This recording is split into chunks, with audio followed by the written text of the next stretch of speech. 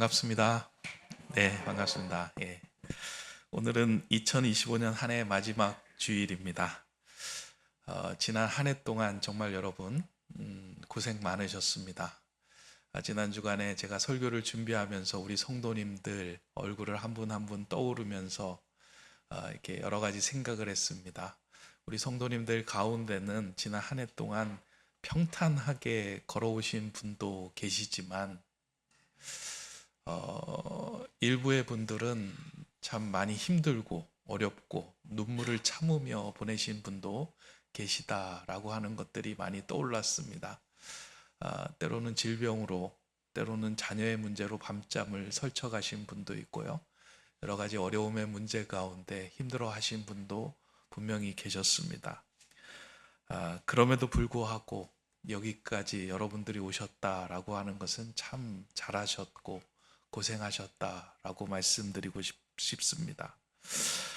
올 한 해 특별히 마음의 어둠이 있었던 성도님들이 계시다면 오늘 이 예배 가운데 그 모든 어둠이 주님의 이름으로 물러가기를 소망합니다. 올해 교회 주제는 교회 다시 비치다 였습니다. 이 주제를 가지고 주님의 빛을 담아내고자 애쓰며 여기까지 달려왔습니다. 비록 세상은 어둡지만 빛이 되기 위하여 수고했던 그 노력이 다가오는 2026년도에는 더 환하게 여러분의 삶을 비추어지기를 축복합니다. 특별히 한 가지 좀 부탁을 드릴 것은 지난해 우리 교회에서 시행하였던 샤이니들, 자녀들을 위하여 기도의 등불을 켜는 것, 그것을 좀 계속 지속해 주시면 좋겠다라고 하는 부탁을 드리려고 합니다. 이 시대 아이들을 믿음 안에서 자라나게 하는 방법은 세상의 빛으로 오신 주님께 위탁하는 것밖에 없어 보입니다.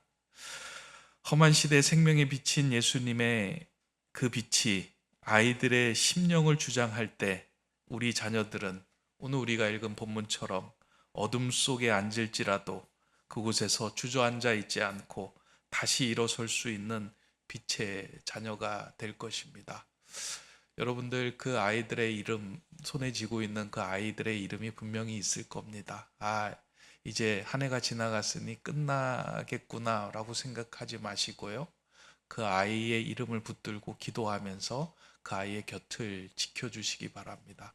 반드시 기도의 힘으로 자라난 아이들은 그 어떤 어둠 속에서도 엎드러질지라도 일어서며 그 어둠 속에서 다시 빛 가운데 서게 될 겁니다.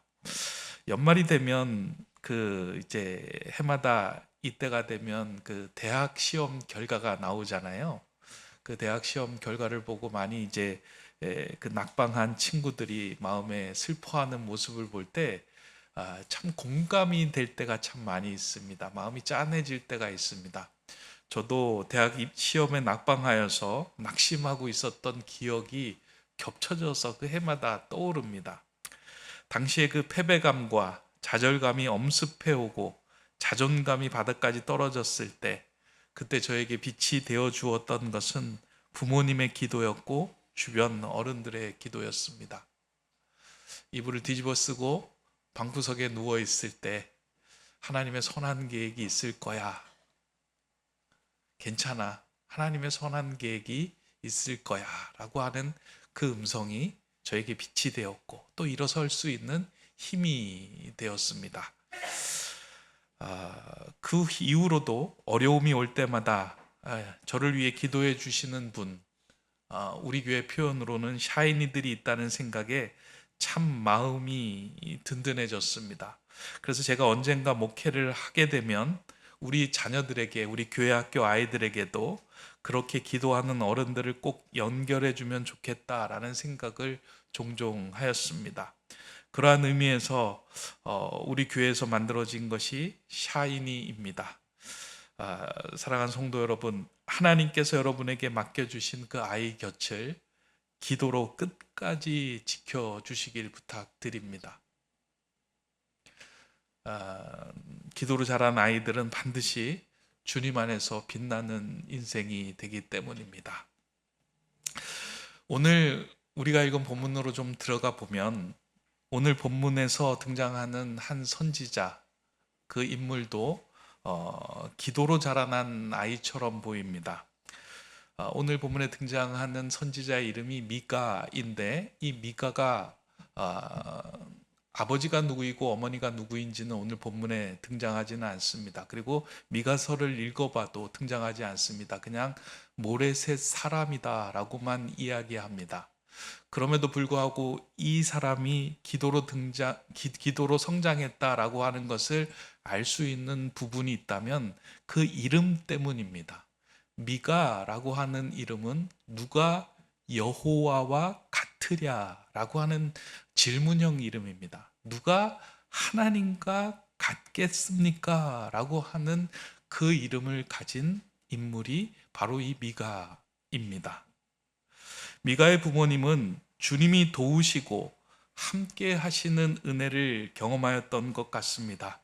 그래서 자신의 신앙의 고백을 담아서 미가를 향하여 아이를 낳고 그 아이의 이름을 누가 하나님과 같으랴, 너가 평생 의지하며 신뢰해야 될 그 한 분이 있다면 하나님 한 분밖에 없다라는 그 의미를 담아서 미가라고 이름을 지었던 것입니다. 미가는 이름대로 그 어두운 시절에 빛의 역할을 감당하게 됩니다. 미가가 살던 시대를 조금 설명해 드리면 이스라엘의 역사상에 가장 어둡고 침울한 시대를 살았던 인물이 이 미가입니다. 그래서 미가 7장을 좀 이렇게 읽어보면요, 숨이 턱턱 막힙니다. 미가의 말을 빌리면 세상에 믿을 사람이 하나도 없는 시대가 이 시대다. 정치 지도자는 부패하였고 돈만 밝히고 경제는 기울어진 상황이므로 극으로 치닫는 상황이며 종교 지도자들마저 타락하여 정직한 사람이 이 시대에는 없다라고 말합니다. 그리고 집에 들어오면 가족들이 원수처럼 싸우고 있다라고 말합니다. 요즘 시대하고 그렇게 크게 다른 것 같지는 않습니다. 집에 들어와서 평안해야 할 가정에서도 서로 우르렁거리면서 원수처럼 싸우고 있는 시대, 그처럼 칠흑처럼 어두웠던 시대가 이 미가가 살고 있었던 시대입니다.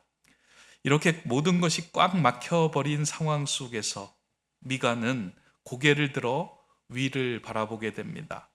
사람들은 어두운 상황 속에서 자신의 살 길을 찾기 위하여 고개를 어둠에 파묻지만 미가는 눈을 들어서 하나님을 보게 됩니다. 그 일은 그대로 누가 하나님과 같을 것인가 하며 그 믿음으로 이 어둠을 지나가게 됩니다. 하나님은 이러한 미가를 당시의 왕이었던 그 이스라엘 유다의 왕이었던 아하스에게 보냅니다.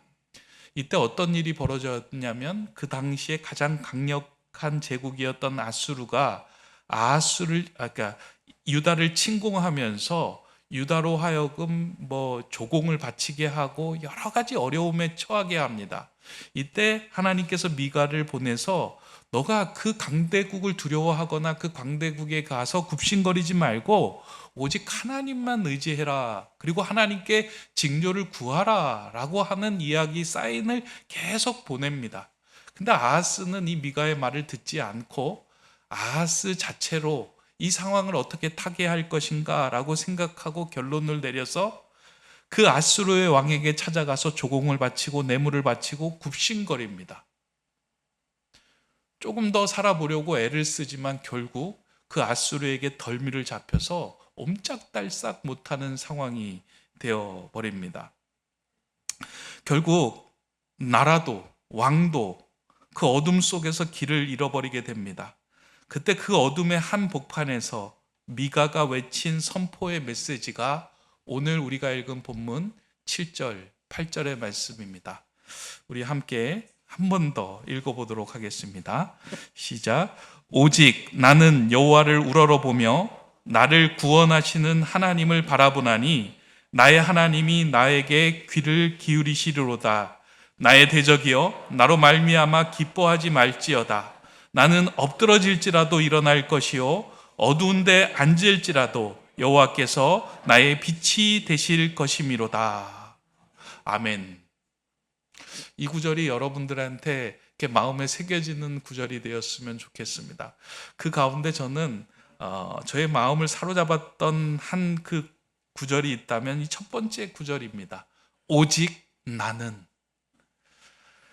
아무리 칠흑 같은 어둠 그리고 흑암의 상황일지라도, 사방으로 모든 것이 둘러싸인 답답한 상황일지라도 오직 나는 하나님이 나의 도움이시며 나의 빛이심을 내가 믿고 그분을 바라보겠다라고 선언한 것입니다. 미가는 그것을 마음에 새겼기에 나는 하나님을 바라보며 어둠에 앉을지라도 일어서겠다라고 고백한 것입니다. 미가가 이렇게 오직 나는 하나님을 우러러 보겠다라고 고백할 수 있었던 것은 그의 삶에서 하나님이 자신을 지켜주시고 보호해 주시는 샤이니라고 하는 존재임을 명확하게 알았던 것입니다. 사실 우리 교회에서 어른 성도 여러분들이 아이들을 위해서 기도의 샤이니가 되어준 것처럼 하나님은 저와 여러분의 샤이니가 되어주셔서 도우시고 지키시고 온전케 하신다라는 겁니다. 그 믿음으로 나는 하나님을 우러러 보겠다라고 선언한 겁니다. 오늘 본문에서 미가는 두 가지로 나는 하나님을 바라보겠다라고 고백을 하고 있는데요. 하나씩 살펴보고자 합니다. 첫 번째로 미가는 구원하시는 하나님을 바라보겠다라고 7절에서 말씀합니다. 여기서 말하는 구원의 하나님은 성경적인 표현으로 이에 딱 맞는 한 단어를 고른다면 에벤 에셀이라고 표현할 수 있습니다. 그러니까 여기서 구원은 우리가 하나님을 믿고 예수님을 믿고 하나님의 자녀가 되는 구원의 개념이 아니고요, 어려움 가운데, 환난 가운데, 두려움 가운데 하나님께서 손을 뻗어서 우리를 구원해 주시는, 구해 주시는 그 구원을 이야기하는 거예요. 우리 일상에서, 우리의 삶의 현장에서 내가 하나님께 간구할 때 하나님은 손을 뻗어서 우리를 구원해 주시는 분이다라고 하는 그 의미를 담은 것이 이 구원의 하나님입니다.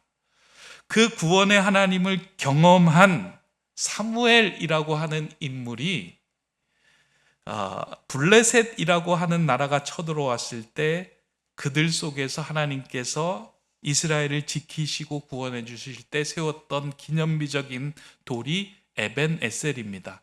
에벤 에셀은 도움의 돌이라고 하는 뜻입니다.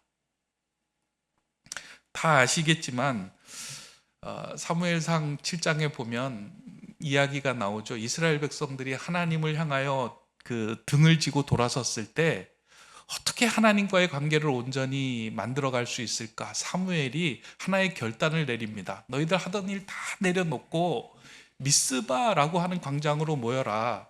여기에서 우리가 하나님께 회개하고 다시금 하나님을 바라보며 구원해 달라고 우리가 요청하는 회개의 기도를 드리자라고 해서 모든 사람들이 그 미스바에 모였습니다. 근데 그 미스바에 모였을 때 그 주변의 강대국이었던 블레셋이라고 하는 나라에서 온 사람들이 그 자리에 모인 것을 알고, 야, 한꺼번에 저들을 침략해서 저들을 쓸어버리자라고 생각해서 블레셋이 군대를 챙겨가지고 그 미스바를 침공하기 위해서 이렇게 다가옵니다. 그때 모든 사람들이 뿔뿔이 흩어지지 않고 기도하던 사람들이 당황하지 않고 뭐라고 이야기하냐면, 사무엘, 당신은 하나님을 향하여 우리를 위해 기도해 주시기 바랍니다.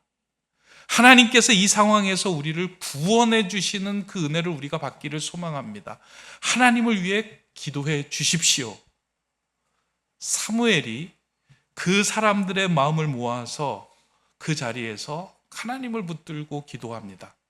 그때 하나님께서 우레를 발하여서 그 블레셋을 이렇게 몰아내 주시고 이스라엘을 지켜주시는 사건이 사무엘 7장에 나오는 사건입니다. 그 상황을 보고 사무엘이 이것은 기념비적인 사건이다 라고 생각하여 돌을 가지고 세워서 이 돌을 하나님께서 여기까지 도우셨다라고 하는 에베네셀이라 부르자라고 하며 거기에 기념비를 세운 것입니다. 하나님이 우리의 구원이 되신다, 하나님이 여기까지 도우셨다라고 고백하며 세운 것, 그게 에베네셀의 도움의 돌입니다. 우리의 삶 가운데 지난 1년을 돌아보면 이게 끝이다 라고 생각되는 순간들도 있었을 겁니다.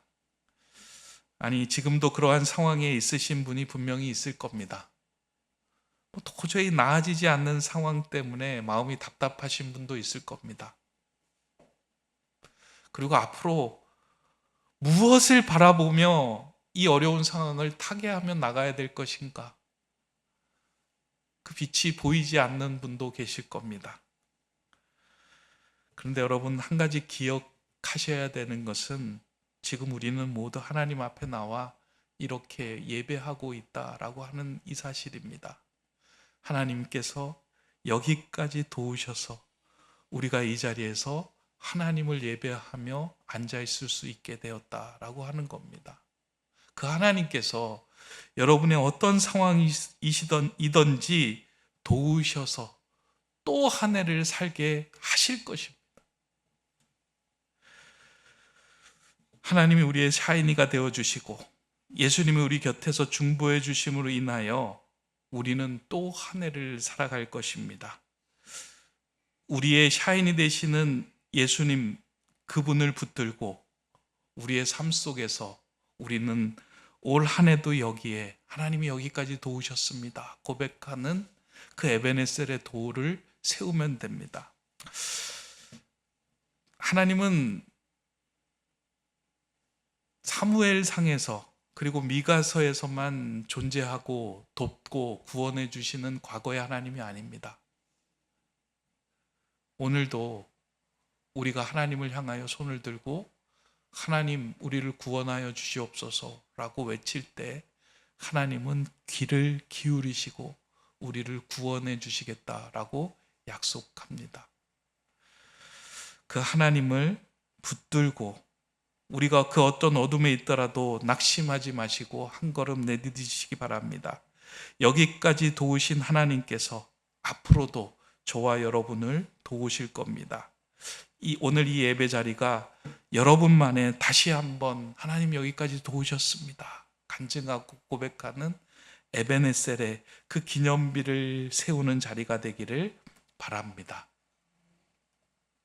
두 번째로 미가는 함께 하시는 하나님을 바라보겠다라고 고백합니다. 하늘을 우러러보고는 나와 함께 하시는 하나님을 바라보겠다라고 고백하고 있습니다. 이 고백 중에서 가장 감동적인 대목은 저는 8절 부분이다라고 생각하는데요. 나는 엎드러질지라도 일어날 것이요 어두운 데 앉을지라도 여호와께서 나의 빛이 되실 것이미로다. 너무 아름다운 고백 아닙니까? 우리도 이렇게 고백할 수 있으면 좋겠어요. 우리가 엎드러질지라도 나는 일어날 것이며 나는 어두운 데 앉을지라도 여호와께서 나의 빛이 되심을 내가 믿고 다시금 한 걸음 내딛겠습니다. 우리 신앙생활하면서 오해하고 있는 것 가운데 하나는 신앙생활하면 결코 절대 넘어지지 않을 것이다 라고 생각을 합니다. 그리고 신앙생활 잘하는 것은 넘어지지 않는 것이다 라고 생각을 하는데요, 이 부분은 좀 오해인 것 같습니다. 우리는 연약하고 완전하지 않아서 늘 쉽게 넘어집니다. 자녀의 소식 하나에 가슴이 무너지는 게 오늘 우리 아닙니까? 어떤 소식이 툭 들려왔을 때 이 마음이 바닥까지 꺼지는 게 우리의 연약함입니다.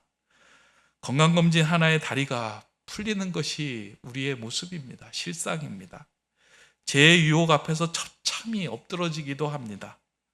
그런데 기독교의 신앙의 위대함은 안 넘어지는 것이 아니라 넘어진 그 자리에서 그 주님을 붙들고 다시 일어나는 것. 그게 기독교의 진정한 신앙의 모습입니다. 우리와 함께 하시는 주님을 의지하여 다시 어둠을 뚫고 빛 가운데로 나오는 것, 그것이 신앙의 삶입니다. 또한 주님은 우리가 넘어져 있을 때, 깜깜한 어둠 가운데 울고 있을 때 우리를 외면하지 않고, 그리고 정신 차리라고 다그치는 분도 아니십니다. 주님은 우리가 엎드러진 그 거친 바닥으로 내려와서 함께 우리와 울고 계시는 분이 주님이십니다. 그 눅눅하고 어두운 골방 안으로 직접 들어와서 우리의 곁에서 말씀합니다. 내가 너와 함께 하겠다. 이것이 바로 임마누엘의 하나님입니다. 임마누엘, 지난주에도 함께 우리가 봤지만 하나님이 우리와 함께 하시다. 예수님이 우리와 함께 하시기 위하여 이 땅에 오신 것, 우리와 함께 하시기 위하여 이 땅에 보내신 분, 그분이 예수님이다. 미가는 이렇게 자신과 함께 하시는 하나님을 바라보았기에 베들레헴에서 탄생하실 예수 그리스도를 예언할 수 있었습니다. 미가서 5장 2절에 보면 그는 이러한 고백을 합니다. 베들레헴 에브라다야, 너는 유다 족속 중에 작을지라도 이스라엘 다스릴 자가 내게로 나올 것이라. 그의 근본은 상고에 영원에 있느니라. 예수님이 오셨을 때에 그 예언의 말씀을 이 미가가 이미 하고 있었던 거예요. 미가는 하나님을 우러러 보았을 때 이 땅에 예수님이 오셔서 임마누엘의 하나님으로 역사하실 것을 보았습니다. 그렇게 오신 예수님께서 우리의 빛이 되시고 우리와 함께 하시는 샤이니가 되셨습니다. 이제 말씀을 맺고자 합니다. 2025년 한 해 여러분들 여기까지 잘 오셨습니다. 우리가 예수님을 나의 주님으로 고백하며 오직 나는 빛이신 하나님을 신뢰하며 엎드러질지라도 일어나겠다 선포할 때 주님은 반드시 우리의 손을 잡고 일으켜 세워주실 것입니다. 우리가 인식하지 못하지만 주님은 지난 한 해 동안 우리를 도우셨고 우리를 엎드린 자리에서 임마누엘 하나님으로 함께 하셨습니다. 사랑하는 성도 여러분, 하나님이 우리의 샤이니가 되어 주십니다. 엎드러진 자리에서 흑암에서 우리의 손을 붙들어 주시고 이끌어 주시고 빛 가운데로 다시금 우리를 인도해 주실 것입니다. 또한 이 빛을 머금은 저와 여러분은 누군가의 샤이니가 되어서 그의 곁에서 소망과 빛을 전해주는 삶을 살기를 다짐하는 올해 마지막이 되었으면 좋겠습니다. 내년 한 해는 저와 여러분이 이 은혜 가운데 한 걸음 더 내딛으시기를 주님의 이름으로 축원합니다. 기도하겠습니다. 사랑의 하나님, 2025년 마지막 주일에 우리 인생의 에베네셀과 임마누엘 되시는 하나님을 나의 주님으로 다시금 고백하게 하심에 감사를 드립니다. 사방이 막히고 눈물이 나는 상황 속에서도 낙심하지 않고 오직 주님만을 우러러보게 하시고 나는 엎드러질지라도 다시 일어서리라는 믿음의 선포를 하는 성도가 되게 하여 주옵소서. 특별히 자녀들을 위하여 기도의 등불을 켜는 사인이들을 축복하여 주시고 그 기도를 통해 자라난 자녀들이 이 어두운 세상 속에서 길을 잃지 않고 도리어 빛을 발하는 자녀로 성장하게 하여 주옵소서. 혹여 지금 인생의 어두운 구석에서 홀로 울고 있는 성도님들이 계시다면 주님, 임마누엘의 주님께서 친히 찾아가 손을 잡아주시고 다시 일어설 수 있도록 그에게 용기와 은혜와 은총을 허락하여 주시옵소서.